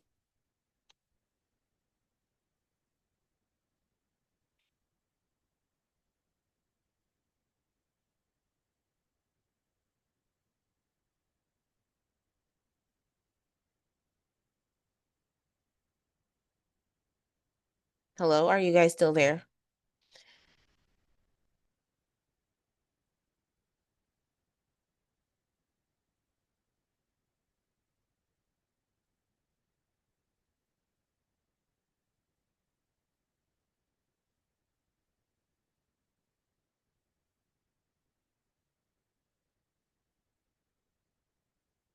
Oh my gosh, ayaw gumana ng Zoom.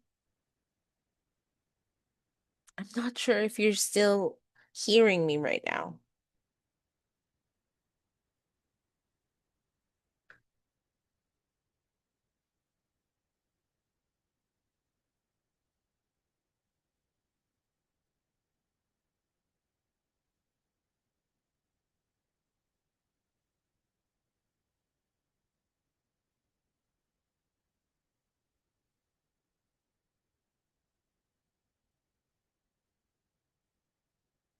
Okay.